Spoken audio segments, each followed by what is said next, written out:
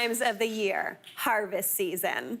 With so much delicious farm fresh produce hitting the market, I got to wondering, how do our farmers do it? Well, here with the answer is Owen Reeves. Hi, Mary. Horticulture is about way more than taking a seed and planting it in the ground. These days, a lot of science and a lot of research go into bringing produce from a farm to your table. Today, I'm here in Niagara at the Vineland Research and Innovation Center to learn about where new varieties specific to Canada come from. Hi, Travis. I'm Owen. Hey, Owen, it's good to meet you. Welcome to Vineland. Thank you so much. I'm really excited to be here. Why don't you show us what you do here? Sure, come on. All right. This is the Biochemistry and Molecular Biology Labs here at the Vineland Research and Innovation Center. So Vineland is a not-for-profit hort research station which is focused on growing the sustainability of horticulture all across Canada. And so I lead the plant variety development efforts. So we are all about getting the best varieties to producers that we can. And the room that you're in right now is just one of the many places that help us achieve that. Now, when we're talking about new varieties, how do you come up with a new variety? Where does it come from? We take pollen from, say, one tomato and put it on the flower of another tomato, and something new comes out of that. And that something new is where the varieties of the future will be coming from. The taste is obviously very important. And how do you evaluate the taste of those new varieties?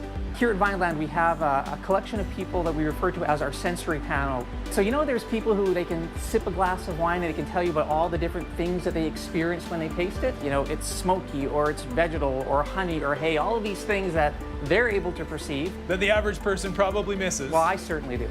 So we've got that flavor and texture. Now we've got to deal with all the other things. How does it do in the hands of producers?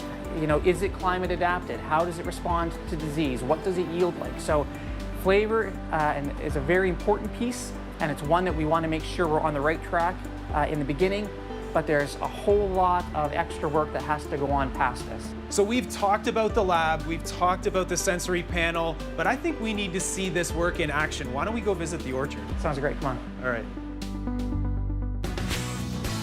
All right, Travis, so we've been in the indoor lab. Now, this is a lab too, but a very different kind. Tell us where we are. So right now we are in the T1 block of our apple orchard. T1 meaning test one. Okay. So this is the first chance we have to look at those crosses that we made. So we had those parents we spoke about. You make the cross, and then seed comes out of that, and we plant it out, and this is the result of it. So all of these trees that you see here are unique individuals. Now, unique, you mean that if this was a Macintosh apple, this might be a Red Delicious, and this might be a Golden Delicious. They're that unique. That's correct. Oh, wow. Now, I have to say, I really like the idea of being on the sensory panel. What do I have to do to develop my taste buds to know whether that is going to be a good apple that Canadians are going to love? Well, I think the first thing you should do is just grab that apple, give it a twist, and take a bite. Now, you let me know what you think. You know what? That's actually delicious. It's not quite ripe yet, but that could be a good apple. I think I might just need a few more of these. Yeah. Excellent. Look at this one. Yeah, something different for you to give a shot at. It's a full meal. I gotta say, the other one was better. This one's got the size, but the other one had the taste. All right, here, why don't you give this one a try? All right. Detecting hints of grassy. Get a little bit of that for sure. Very firm, very tart. I feel like you could make some really nice cider out of this apple. Little nice sweetness on the finish. Looks like you might have a future here at Vineland helping us pick apples. Absolutely.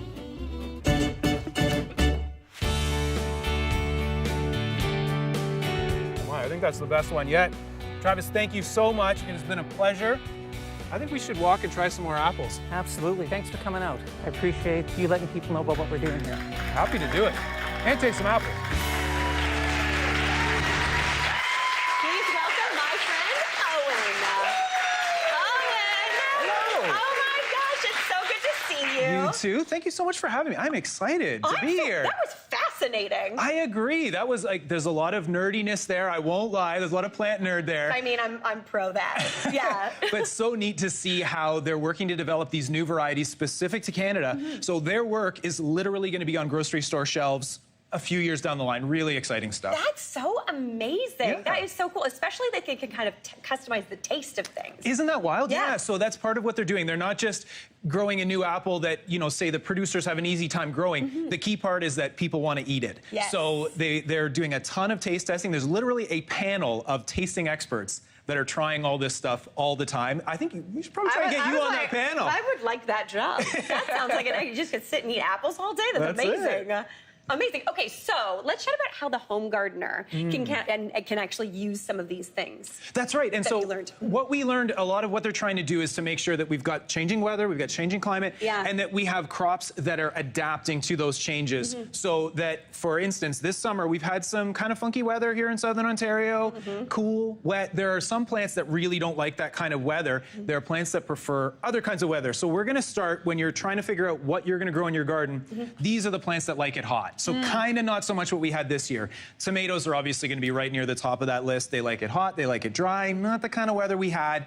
Cucumbers, much the same. Peppers, much the same. These are all plants that can have leaf disease issues, and this is the kind of year where if you had fungus on your plants, you probably had a lot of it. These can be prone to it. Sweet potatoes especially, not a great year for them. Really? So they love it hot because this is a plant that's from South America where it tends to be really hot. They have a long growing season. Here, quite different. Regular potatoes, not a bad year. Sweet potatoes, quite different. So yeah, these are plants that probably not a great year. So it's important when you're planting your garden, you want to have a mix of plants that like it hot, but also some that like it cool, which is what we had this year. Hedging your bets. See, you got to have a mix. Also garden-based humor. Yeah. So for the plants that like it on the more cool and wet side, lettuce is going to be right near the top of the list. Basically, if your lawn is happy, your lettuce is happy. So they like it cool. They like a lot of rain. That's when they're really going to thrive. So this was a great year to grow lettuce, spinach, really almost any leafy green. Really good year for that. Radishes as well. They only really grow when it's cool. And then brassicas. So that's our Brussels sprouts, cabbage, kale, cauliflower. And then we have the ones that are going to be probably kind of happy regardless. These are the ones that I like. Right? I'm not great. You are such an excellent gardener and so good at everything outdoorsy, and I am not. So this is like my key. This is the Mary selection right here. Yeah. So these are the ones where if you've had some issues with maybe a tough weather year, your tomatoes weren't happy, maybe try to grow a few more beets, maybe grow some more beans, and that way it's going to be good regardless. That's amazing. That's fantastic. So now you're actually going to show us how to actually like preserve our seeds for planting next year. That's right. So this is one of the things at this time of year, it's really important to think about planning for next year. So you want to make sure, take notes. This is a really important step, even for experienced gardeners. You want to take notes about what did well in your veggie garden and what didn't. And a lot of that might be down to weather, but it might be down to an individual variety. Maybe there's some that one just wasn't good, or I didn't like the taste of that one, or we were harvesting really late in the season. So taking notes is really good. Tomatoes. So this is going to be the time of year now, maybe another 2-3 more weeks, where we can harvest the seeds from our tomatoes. I would always say best if you can get locally grown. So what we're going to do is, this is an heirloom tomato, which if you're buying these in the grocery store, not cheap. They're so expensive. Very. Which is wild, because no one wanted these tomatoes like 20 years ago. Exactly right. They totally went out of style. Hybrids were the thing. Now they've completely come back because these are a little bit more work. They're a bit more fussy, no question, but they taste amazing. So good. Okay, and you get a lot of variety. So what we do is we're cutting the tomato in half, not how we normally would this way, but we're cutting it the weird way, across the middle. Because what this does is it allows us to get in there and scoop seeds out quite easily with a spoon. So this is going to have, I don't know, 50, 100 seeds. Wow. And a packet of heirloom seeds is actually pretty pricey. So what we're going to do is, it has this sort of jelly goo that's on the outside, and we can see the tiny little seeds in here.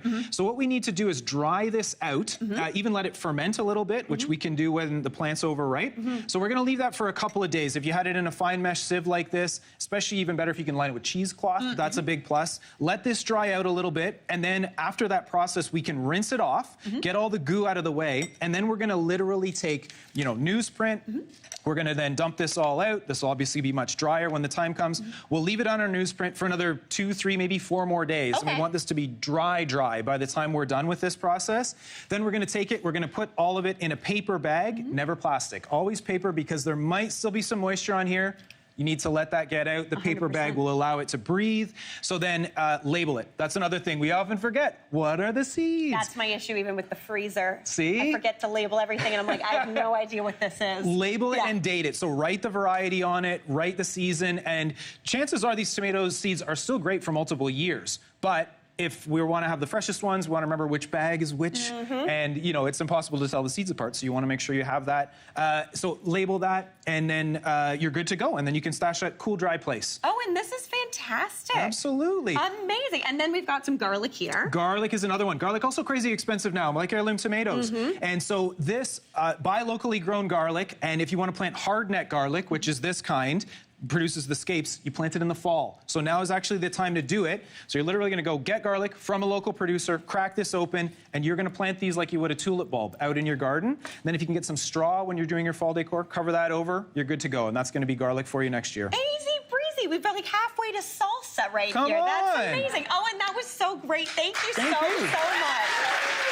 Honestly, what a delight. You gotta come over and help me garden because I'm not great. Anytime. I'm learning so much from you. Hey, Mary here.